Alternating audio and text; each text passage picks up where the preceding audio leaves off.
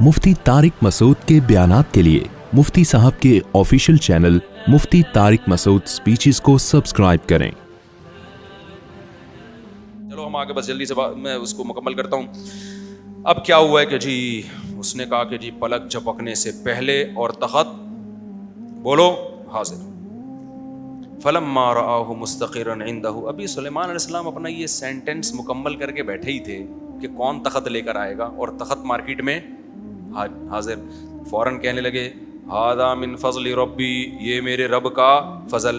कहना तो चाहिए था इन बुजुर्ग का कमाल है, कहना तो ये चाहिए थैंक यू, शुक्रिया, लेकिन क्या कह रहे हैं रब का फजल। इसमें बता दिया करामत किसका अमल है, अल्लाह का। शुक्र भी किसका अदा होगा, अल्लाह का होगा। हादा मिन फज़ली रब्बी, ये मेरे रब का फजल है। लियबलुवनी, वो मुझे आजमा रहा है। अब सवाल पैदा होता है ये फजल आप पे थोड़ी, तो उन बुजुर्ग पे हुआ है। नहीं भाई, ये मेरे उम्मती हैं, तो मेरी उम्मत में जो काम भी हो रहा है वो मेरी वजह से हो रहा है। अगर ये मुझ पर ईमान न लेकर आते तो बुजुर्ग बनते। इसलिए उलमा ने बयान किया किसी भी सहाबी की कोई करामत है ना, तो पैगंबर का मोजज़ा है। क़यामत तक जिस बुजुर्ग के हाथ पे भी जो करामत जाहिर होगी तो असल में किसका मोजज़ा होगा, वो पैगंबर का। शहीद के खून से जो खुशबू आती है ये उस शहीद की करामत का असर है, लेकिन मोजज़ा किसका है, पैगंबर का। क्योंकि किसके नाम पे शहीद हुआ है, पैगंबर के दीन के लिए ना, तो इसकी पैगंबर की सदाकत की अलामत है। तो मोजज़ा किसका ही है, पैगंबर का। तो इसलिए पैगंबर भी इस पे खुश होंगे। तो वो जो बुजुर्ग ने किया ना, तो इसी वो बुजुर्ग बने क्यों, सुलेमान अलैहिस्सलाम के हाथ पे बैत की उन्होंने, उनको पैगंबर माना है, तभी तो ये करामतें हो रही हैं। मलिका सबा के हाथ पे क्यों नहीं हुई ये सब कुछ।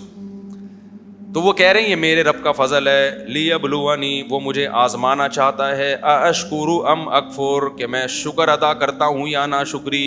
इससे पता चलता है भाई जब भी कोई बड़ी नेमत आपको मिले तो दो तरह के लोग हैं, कुछ अल्लाह को भूल जाते हैं, इंजॉय करने लगते हैं लाइफ को, और कुछ कहते हैं ये अल्लाह ने मुझे नेमत दी इसलिए है, मुझे देख रहा है कि मैं अल्लाह को भूलता तो नहीं हूँ, लिहाजा वो अल्लाह को और ज़्यादा याद करना शुरू कर देते। शादी ब्याह में देखो ना, अगर एक आदमी पक्का नमाजी है और रुखसती हुई दुल्हन की और सुबह फजर में जमात से नमाज पढ़ रहा है, इसका मतलब ये अल्लाह को भूला नहीं है। लेकिन बहुत से दूल्हे फजर में क्या होते हैं, शॉर्ट, जैसे तुझे ही मिली है, बाकी हो तो कभी कोई ये नेमत मिली नहीं है।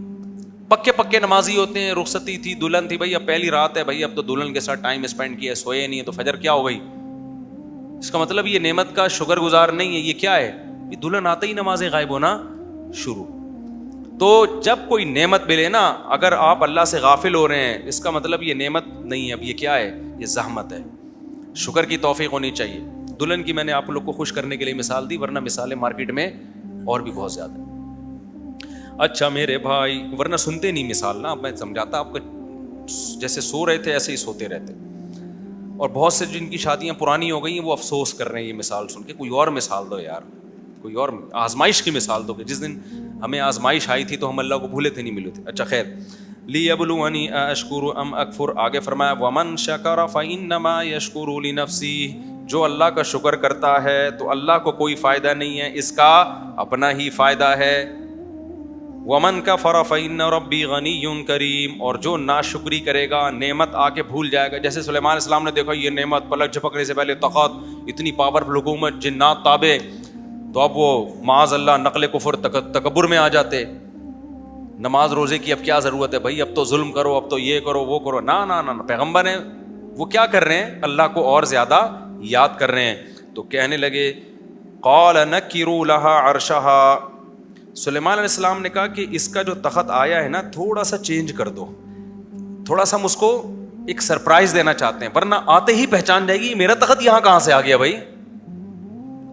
तो बाज़ दफ़ा ये होता है ना, थोड़ा सरप्राइज दे के जब बताएंगे तो फिर वो ज़्यादा यकीन करेगी कि ये किसका मोजज़ा है, ये पैगंबर का मोजज़ा, और ये वाकई अल्लाह के पैगंबर हैं। थोड़ा सरप्राइज दो उसको। नकिरू लहा अर्शहा, थोड़ा सा उसमें चेंजिंग कर दो, ये वाले हीरे जवाहरात उधर को थोड़े से इधर को एक पाया, ये वाला उधर कर दो, थोड़ी सी चेंजिंग कर दो।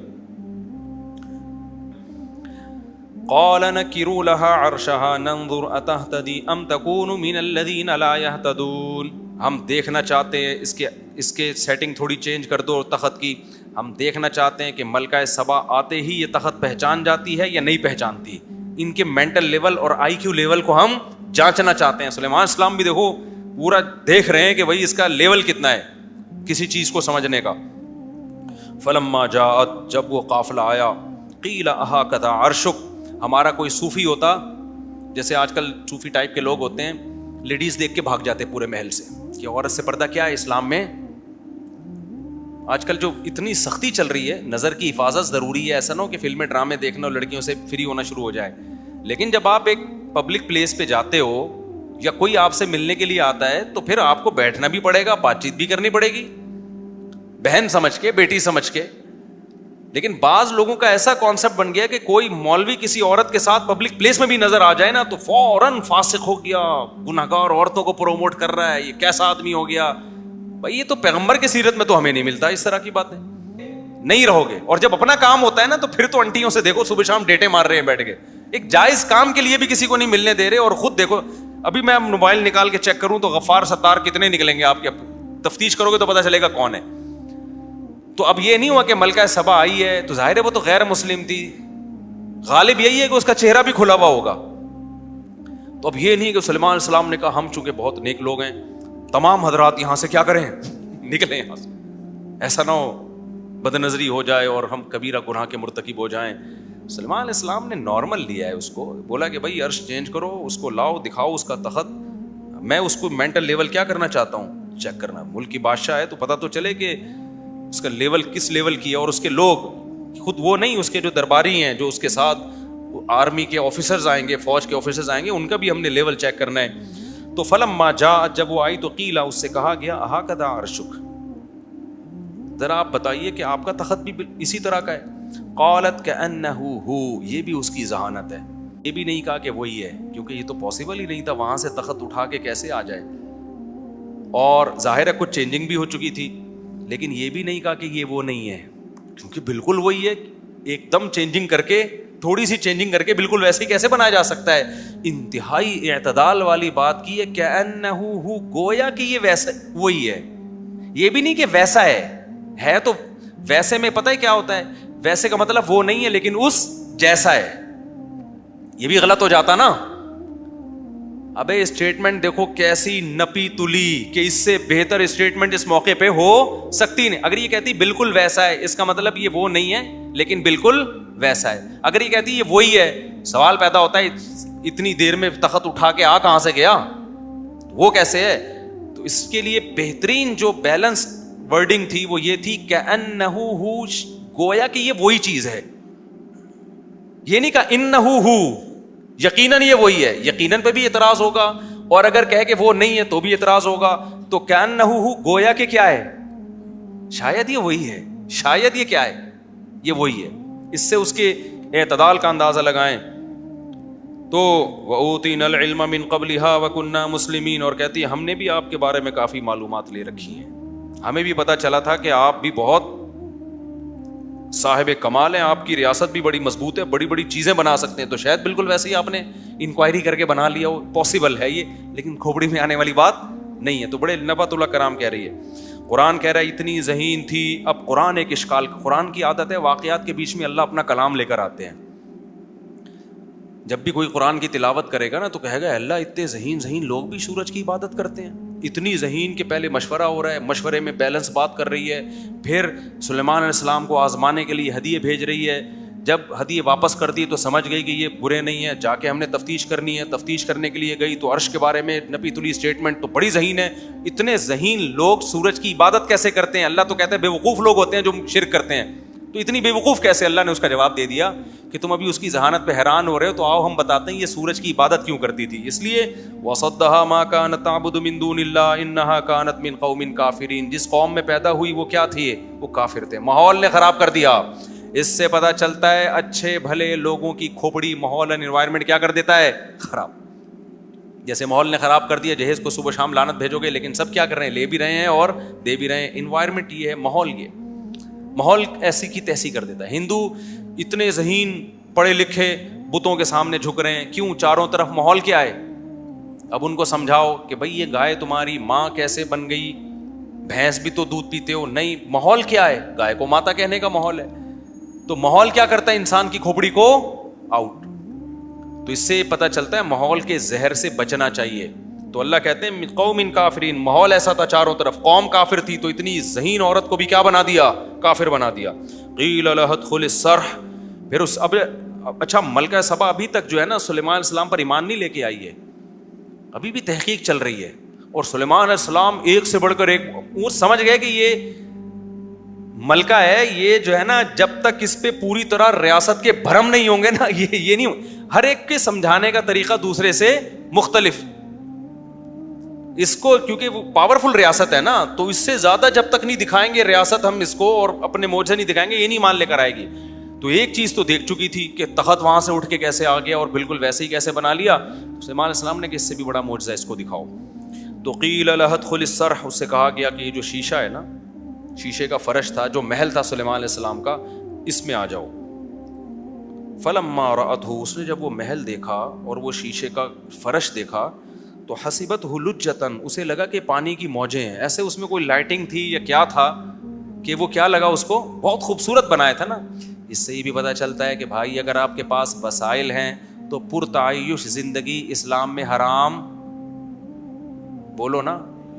بہت سے لوگ کیا کرتے ہیں، میرے ساتھ کبھی سفر میں ہوتے ہیں نا، میں کسی مالدار کے گھر میں جاتا ہوں، وہ بھائی استقبال کے لیے مور بیٹھا ہوا ہے، ریسیپشن پہ مورنی بٹھائی ہوئی ہے، سچی مچی کی مورنی، ایک مثال دے رہا ہوں، اور بڑا گارڈن لگایا ہوا ہے، بڑے لگژری اور نہریں. کہتے ہیں مفتی صاحب کیا یہ اسراف نہیں ہے؟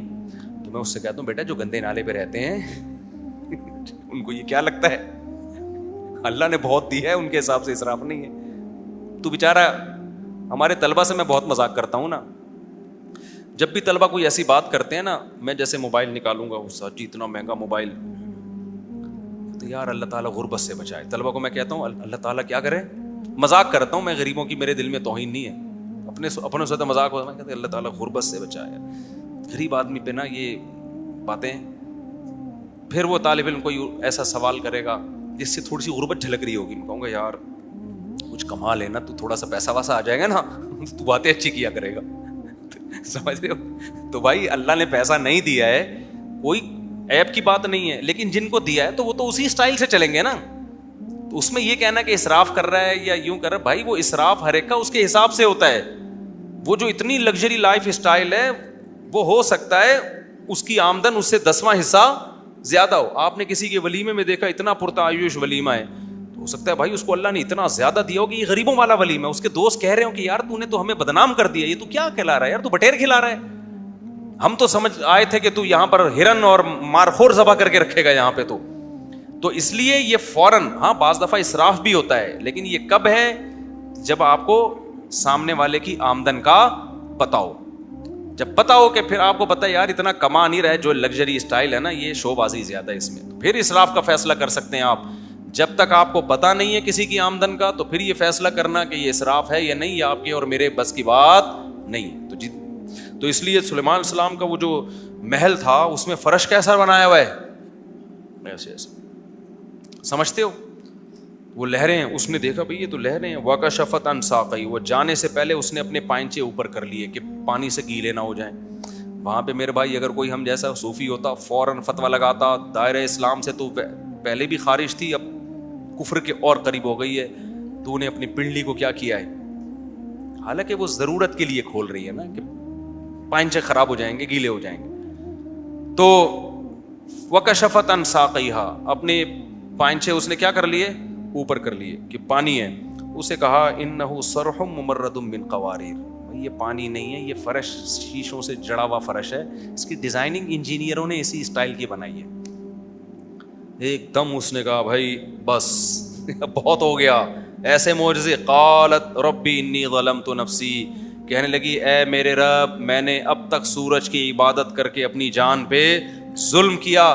واسلمت مع سلیمان للہ رب العالمین، میں بھی سلیمان کے ساتھ اس اللہ پہ ایمان لے کر آئی جو تمام جہانوں کا پالنے والا. وہ یہ نہیں کہہ رہی میں سلیمان پر ایمان لے آئی یا سلیمان علیہ السلام سے کہی میں آپ کے ہاتھ پہ توبہ کرتی ہوں، میں چھوڑتی ہوں، نہ اللہ سے توبہ استغفار.